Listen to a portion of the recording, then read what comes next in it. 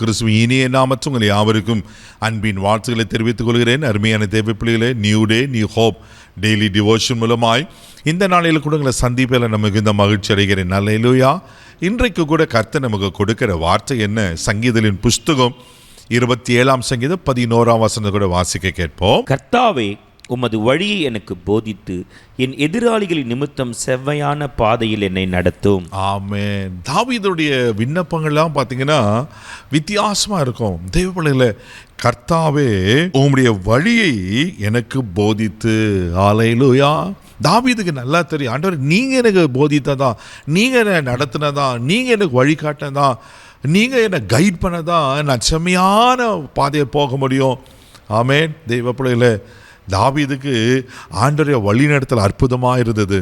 ஆனால் தாவீது ஒரு முறை தவறி போன பொழுதும் ஆண்டவர்களை போய் மன்னிப்பு கேட்டு ஆண்டவர்களை இரக்கத்தை பெற்று அதன் பிறகு தாவீது அவன் அப்படி வழிவிலகு போனதா தெரியல. தேவ பிள்ளையில இன்னைக்கு நீங்களும் நானும் கூட ஆண்டவர்களை கேட்டு, ஆண்டவரே உங்கள் வழிகளை எனக்கு போதிங்கப்பா. ஆண்டவர் நம்மளுக்கு வாக்கு பண்ணியிருக்கிற சங்கீதம் 32:8 நீங்கள் வாசிக்கும் போது அங்கே அழகாக சொல்லப்பட்டிருக்கோம். வாசிக்க கேட்போம். நான் உனக்கு போதித்து நீ நடக்க வேண்டிய வழியை உனக்கு காட்டுவேன், உன்மேல் என் கண்ணை வைத்து உனக்கு ஆலோசனை சொல்லுவேன். ஆமென். பாருங்க, நான் உனக்கு போதித்து நீ நடக்க வேண்டிய வழி உனக்கு காட்டுவேன். ஆண்டவர் வாக்கு பண்ணியிருக்கிற அல்லவா? அப்போ ஆண்டவர் வாக்கு தத்தம் பண்ணினவர் அது நிறைவேற்ற உண்மையிலவராக இருக்கிற அல்லவா? சோர்ந்து போகாதீங்க. இந்த இடத்துல கூட நம்ம வாசிக்கிறோம், என் எதிராளிகள் நிமித்தம் செவ்வையான பாதையில் என்ன நடத்தும். ஒருவேளை எதிராளிகள் எப்போ இவன் விழுவான், எப்போ இவனுக்கு கண்ணியை வைத்து இவனை பிடிக்கலாம் அப்படின்னு பல சத்துருக்கள் விரோதமாக போராடிட்டு இருக்கலாம். தெய்வப்பிள்ளையில் பயப்படாதீங்க.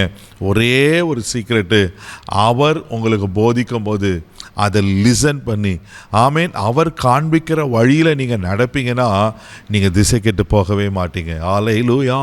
ஆண்டவர் எவ்வளோ நல்ல ஆண்டவர். நம்மளை சின்ன சின்ன சின்ன காரியத்திலையும் கூட அற்புதமாய் நம்மளை போதித்து நடத்துகிற ஆண்டவராக இருக்கிறார். ஆமேன்.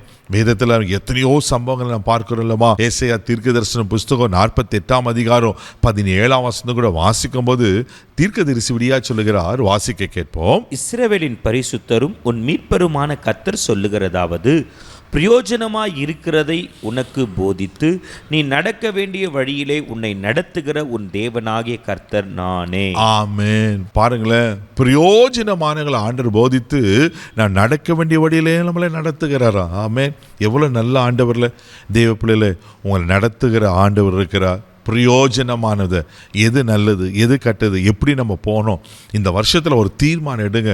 ஆண்டவரே, நீங்கள் காண்பிக்கிற வழியில் நான் போவேன். ஆண்டவரே, நீங்கள் எனக்கு டீச் பண்ணுங்க. ஆண்டவரே, உங்களை அர்ப்பணிங்க. ஆண்டவர் அழகாக உங்களை சரியான பாதையில், செவ்வையான பாதையில், சத்துருக்களுக்கு முன்னாடி உங்களை வெட்கப்பட விட மாட்டார். உங்களை சரியாய் நடத்த உண்மையில் இருக்கிறார். ஆமென். தாவீது போல ஆண்டவரே உங்கள் வழியை எனக்கு போதித்து செம்மையான வழியில் நடத்துன்னு கேட்போம். ஆண்டவர் நம்ம செம்மையான வழியில் நடத்த உண்மையில் இருக்கிறார். கண்களை மூடி ஜெபிக்கலாம்.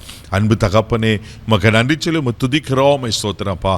ஆண்டவரே, நீர் எங்களுக்கு போதித்து நடத்துகிற கர்த்தர், செம்மையான வழியில் எங்களை நடத்தும்படியே நாங்கள் ஜெபிக்கிறோம்ப்பா.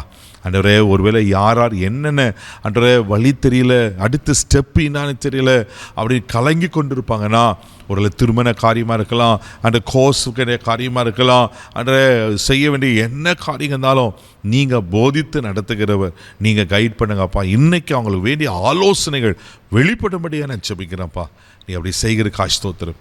ஆசீர்வதி கிருபை கொப்பு கொடுக்கிற மகிமமாக்க செலுத்துகிற இயேசுவின் மூலம் ஜெபங்களும் பிதாவே, ஆமென். அவர்களுக்கு போதிப்பார். தைரியமாக போங்க. God bless you.